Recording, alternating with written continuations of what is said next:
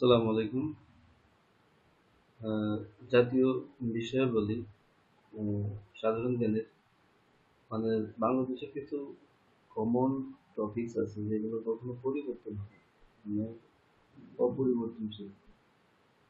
তো তেমনই কিছু সাধারণ কোশ্চেন আছে, যেমন জাতীয় পতাকা, জাতীয় সঙ্গীত, তারপর জাতীয় যে জিনিসগুলো আছে, জাতীয় মানচিত্র সহ, মানে যেগুলো আমাদের ফিক্সড, যেগুলো কখনো পরিবর্তন হবে না, অপরিবর্তনশীল। এমনই কিছু সাধারণ জ্ঞান নিয়ে আমি আলোচনা করব। আশা করি শেষ পর্যন্ত আমার সঙ্গে থেকে সাপোর্ট দিবেন সবাই। আর আমার চ্যানেলটি বেশি বেশি করে লাইক, কমেন্ট, শেয়ার এবং সাবস্ক্রাইব করতে হবে, এবং বেশি বেশি সাপোর্ট করবেন। ধন্যবাদ। আপনাদের সাপোর্ট পেলে পরে বেশি বেশি করে ভিডিও বানাতে পারবেন সব। তো এখন বাংলাদেশের জাতীয় বিষয়গুলির ভিতরে প্রথমে যে ব্যাপারটা আসছে সেটা হচ্ছে জাতীয় পতাকা। জাতীয় পতাকা থেকে বিভিন্ন রকম কম্পিটিশন পরীক্ষা, তো চাকরির পরীক্ষা, বিসিএস সহ, অ্যাডমিশন সহ সব জায়গা থেকে, ইভেন ভাইভাতেও এই কোশ্চেনগুলো করা হয়। আমরা জাতীয় প্রশ্নগুলো, জাতীয় পতাকা থেকে যে প্রশ্নগুলো হয়। তো এখানে আছে বাংলাদেশের মুক্তিযুদ্ধের সময় ব্যবহৃত পতাকা গৃহীত হয়ে কত সালে? আর জাতীয় পতাকা কিন্তু দুইটা ব্যবহার করা হয়েছে, অর্থাৎ একটা আমাদের মুক্তিযুদ্ধের সময় ব্যবহার করা হয়েছে, পরবর্তীতে আবার একটা চেঞ্জ হয়েছে। তো বলছে বাংলাদেশের মুক্তিযুদ্ধের সময় ব্যবহৃত পতাকা গৃহীত হয় কত সালে? এটা হচ্ছে 6 মার্চ 1971 সালে। 6 মার্চ 1971 সালে প্রথম কোশ্চেনটা। 2 নম্বর কোশ্চেনটা হচ্ছে বাংলাদেশের পতাকা থেকে মানচিত্র সরিয়ে ফেলা হয় কত সালে? যখন মুক্তিযুদ্ধ হয় তখন মানচিত্র ছিল, পরবর্তীতে মানচিত্র সরিয়ে ফেলা হয়। তো তখন হচ্ছে বাংলাদেশের পতাকা থেকে মানচিত্র সরিয়ে ফেলা হয়, এরকম একটা কোশ্চেন করে বা সে প্রায় এক্সামে বা ভাইভাতে। সেটা হচ্ছে 12ই জানুয়ারি 1972 সালে। তাহলে আমরা মনে রাখবো কিভাবে? আজকের মুক্তিযুদ্ধের সময় ব্যবহৃত পতাকা গৃহীত হয়েছিল 6 মার্চ 1971 সালে, আর বাংলাদেশের পতাকা থেকে মানচিত্র সরিয়ে ফেলা হয় 12ই জানুয়ারি 1972 সালে। 3 নম্বর কোশ্চেনটা হচ্ছে পতাকা থেকে মানচিত্র সরিয়ে ফেলার কারণ। পতাকার উভয় পাশে সঠিকভাবে মানচিত্র ফুটিয়ে তোলার অসুবিধা, মানে কেন, মানে কি কারণে মানচিত্র উঠাই ফেলি? কারণ থাকবে, তার কারণটা হচ্ছে যে পতাকার উভয় পাশে যে সঠিকভাবে মানচিত্রটিকে ফুটিয়ে তোলার অসুবিধার জন্য, মানে একটা অসুবিধা হচ্ছিল উভয় পাশে মানচিত্র ফুটিয়ে তোলা, সেজন্য মানচিত্র পতাকা থেকে উঠাই নেওয়া হয়। পরবর্তী প্রশ্নটা, ঢাকা বিশ্ববিদ্যালয়ের ছাত্ররা পতাকা পরিকল্পনা করে বৈঠকে বসেন কত সালে? প্রশ্নটা তেমন একটা ইম্পর্টেন্ট না, লেস দেন ইম্পর্টেন্ট, তারপরে জেনে রাখা ভালো। 6 জুন 1970 সালে। জাতীয় পতাকার সবুজ পটভূমি প্রতি হাজার প্রোসিয়ন বিলিয়ন্ট গ্রিন এইচ টু আর এস 5 পার্টস।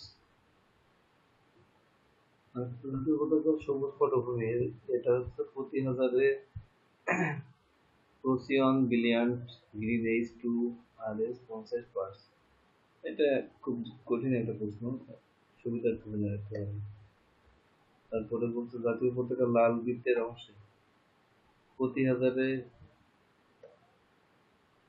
হাজারে প্রোসিয়ন বিলিয়ন্ট অরেঞ্জ এইচ টু আর এস 60 পার্টস। লাল বৃত্ত আর সবুজ বৃত্তের যে ইয়েটা বোঝাচ্ছে এখানে। ভবনে ব্যবহারের জন্য পতাকার বিভিন্ন মাপ আছে। দেখেন আমাদের জাতীয় পতাকা বিভিন্ন জায়গায় উড়ানো হয়, জাতীয় ভবনগুলোতে, জাতীয় ইয়েগুলোতে। তো জাতীয় পতাকা বিভিন্ন ভবনে ব্যবহার করার জন্য বিভিন্ন পতাকার এইগুলো একটা নির্দিষ্ট মাপ আছে। মাপগুলো কেমন? মাপগুলো হচ্ছে আপনার 10 বাই 6 ফিট, 10 বাই 6 ফিট, অর্থাৎ 10:6 বলে। অনেক প্রশ্নে, অনেক এক্সাম পরীক্ষা থাকে 10:6, 10 বাই 6 ফিট। ব্র্যাকেটে আবার এখানে সুবিধার জন্য উল্লেখ করা হয়েছে 3.0 বাই 1.8 মিটার, এটাও হতে পারে ছোট আকার। আর একটা মাপ আছে 5 বাই 3 ফুট, 1.52 বাই 0.91 মিটার। আরেকটা মাপ আছে 2.5 বাই 1.5, মানে ছোট, মাঝারি এবং বড় তিনটা সাইজের এটা দেওয়া হয়েছে। এই সাইজটা মেনটেন করতে হবে ব্র্যাকেটে, সেটা মিটার মিলিমিটারে কি হতে পারে সেটা উল্লেখ করা দেওয়া আছে। আশা করি এখান থেকে দেখে নেওয়া। তারপর আমরা বিভিন্ন গাড়িতে ফিলার ব্যবহার করতে দেখি। মোটর গাড়িতে ব্যবহারের জন্য পতাকার বিভিন্ন রকম মাপ আছে, যেমন 15 বাই 9 ইঞ্চি, এটা 380 বাই 230 মিলিমিটার বড় গাড়ির জন্য, মানে অনেক বড় গাড়ির জন্য এটা। আর মাঝারি গাড়ির জন্য 10 বাই 6 ইঞ্চি, যেটা 250 বাই 150 মিলিমিটার ছোট এবং মাঝারি আকারের গাড়ির জন্য। আন্তর্জাতিক বা দ্বিপাক্ষিক অনুষ্ঠানে ব্যবহারের জন্য টেবিলের পতাকা মাপ। দেখেন কোনো যদি ইন্টারন্যাশনাল কোনো কনফারেন্স হয় বা আন্তর্জাতিক কোনো অনুষ্ঠান হয়, সেখানে আন্তর্জাতিক বা দ্বিপাক্ষিক অনুষ্ঠানে ব্যবহারের জন্য টেবিলের উপর পতাকা রাখা হয়। কতটুকু মাপ হলো 10 বাই 6 ইঞ্চি, 10 বাই 6 ইঞ্চি, যেটা মাপ হচ্ছে 250 বাই 150 মিলিমিটার। তো জাতীয় পতাকা নিয়ে এখানে বেশ কিছু করছি, আপনাদের সাথে আলোচনা করা হলো। আসলে কি এগুলো নোট করে রাখবেন আপনারা শুরু। আমি আবারও পর্যায়ক্রমে আপনাদের জন্য দেখাচ্ছি একটা গ্লান্স, তো আপনারা এগুলো সেগুলো নোট করে রাখবেন।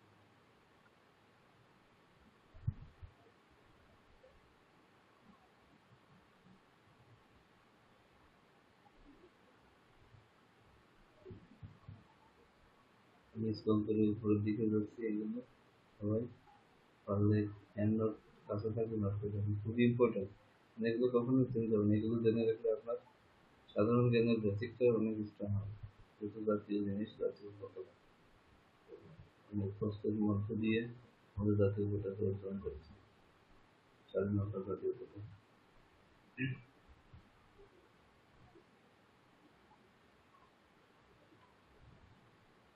এখন আমরা জাতীয় বিষয়গুলোর আরেকটা পার্টে এখন যাবো, সেটা হচ্ছে জাতীয় সংসদ। জাতীয় পতাকার পাশাপাশি জাতীয় সংসদ কিন্তু খুব ইম্পর্টেন্ট। বর্তমানে জাতীয় সংসদ নাই, যেহেতু নির্বাচিত সরকার নাই, পরবর্তীতে যখন নির্বাচিত সরকার আসবে তখন জাতীয় সংসদের কার্যক্রম আবার শুরু হবে। জাতীয় সংসদেও কিছু নির্দিষ্ট জিনিস আছে, সেগুলো আমাদের জেনে রাখলে ভালো হয়। তো এখানে আছে যেমন প্রথমে প্রশ্নটা, একাদশ জাতীয় সংসদ নির্বাচন তফসিল ঘোষণা হয় কত সালে? এইটা একাদশ সংসদকে কেন্দ্র করে আপনারা পড়বেন না, তার যে জাতীয় সংসদ নির্বাচন অনুষ্ঠিত হয় সেটাকে কেন্দ্র করে সবসময় পড়বেন।